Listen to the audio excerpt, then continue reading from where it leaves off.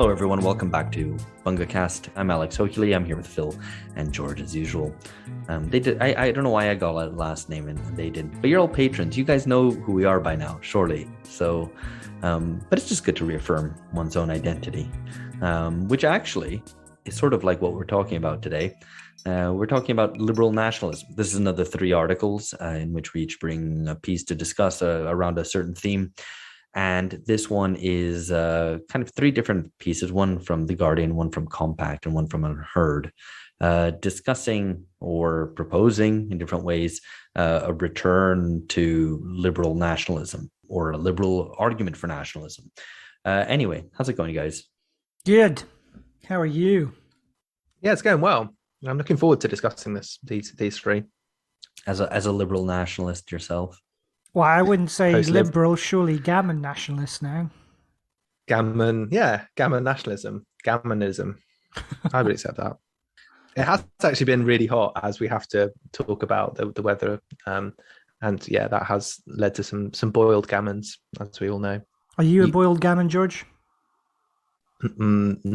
Not at this point in time. What you got to do is get your bin out, take everything out and fill it up with water and just go sit inside your bin outside. I was sympathetic to the guy being videoed there. He was just in his bin trying to fucking chill out, and everyone's and some guy turns up filming him in his car and be like, "What are you doing?" He's like, "I'm just in my bin. Fuck off." Yeah, this is a just great living video. that bin life. Yeah. Yeah, it is kind of what makes Britain great. So it is. It's kind of like what makes it crap, but also great at the same time. It is. I guess every country has its own like self-appreciation of its like crap greatness.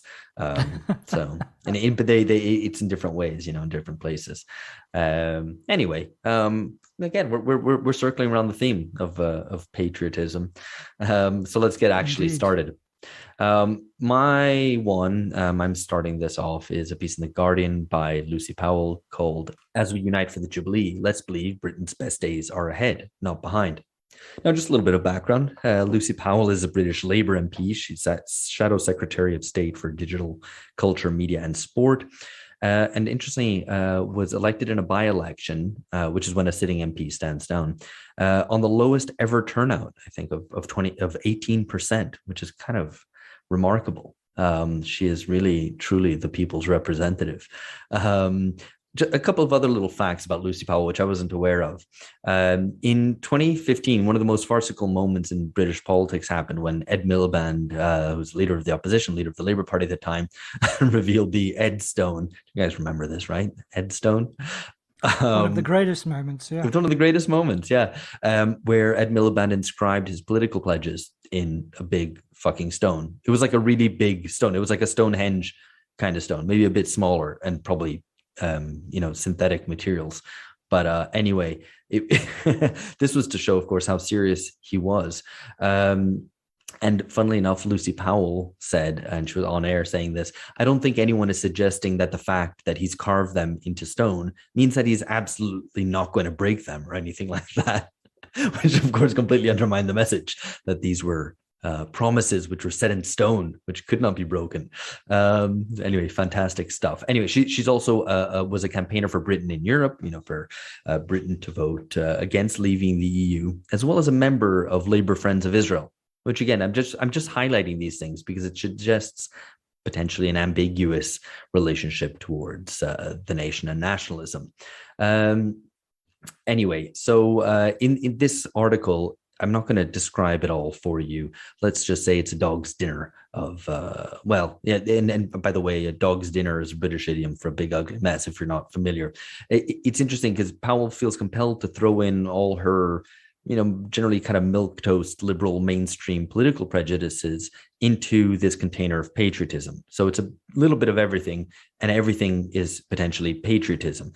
And her primary claim, I guess, is that Labour is the true home of patriotism, and not the Tories, who are now irresponsible populists. So Labour incorporates and is the home of values like diplomacy, rule of law, decency and integrity, as well as tolerance, openness and generosity, which are core British values. And Labour, of course, represents them. And of course, the concrete embodiment of this is things like our NHS, the Premier League, the BBC. But and it'd just be easy to laugh at this because it's so lightweight. But I guess what is interesting is that there is an attempt to incorporate sort of national populist talking points into sort of Blairite balderdash, just kind of floaty, airy, third way nonsense. That's a good word, balderdash, Alex. You've not entirely removed yourself from your British roots. A great phrase, Blairite balderdash. It's great, right? I mean, it almost worthy of Boris himself. The alliteration suggested it itself, and you have to go with alliteration if it's there. Anyway, so there is, in terms of national populist talking points, she talks, probably the only concrete sort of thing that is proposed there, suggestive of what Labour might do or wants to do, is this buy, make, and sell British, effectively reshoring a lot of production, making sure that you have food and energy security and whatever. And this is obviously propelled by COVID and the Ukraine war, and she puts this explicitly. But I guess anyway, I mean, just to round this out, it is obviously an attempt to respond to I guess the sort of populist moment, but without really breaking from, again, the sort of Blairite shell. So I think the perfect example, she said, we want to defend and protect our values, but move with the times and keep Britain at the cutting edge of innovation. A little bit of everything, but it does suggest that at least the kind of the quote unquote liberal elite is trying to turn to patriotism, or at least speak in its terms, as a way of re-legitimizing their project.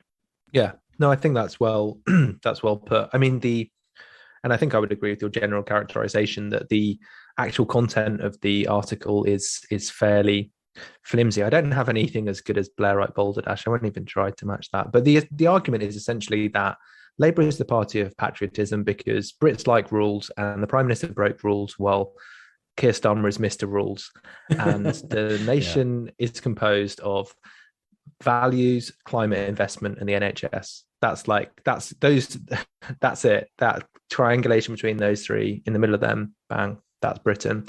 And there's no political content to the nation here. It's all Joe Cox, not Oliver Cromwell sort of thing. So and this is a very, it's limited, but revealingly limited, because there are certain things which, she's obviously not going to attempt to bring into that nation that Labour can represent. But it's all there's still things which basically everybody agrees with, like, or that's presumably her intention, is to be like, this isn't the nation which is mostly pretty good and it's all fine and it's all like nice values about rule of law and being decent and queuing and talking about the weather and all that sort of shit. Not even that. I mean, it's so unspecific. Not even those kinds of truisms about British behaviour are even mentioned.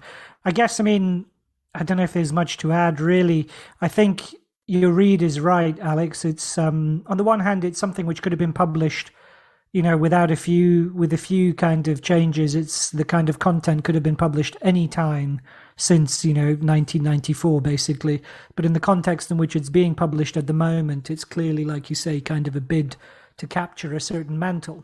And so I suppose what it tells us is that they are, and this comes out more also in the other two pieces we're going to discuss, but they are trying to carve out a political identity to respond to an era of post-globalization. Hey there, you've reached the end of a short excerpt from an episode that's been released only to our patrons.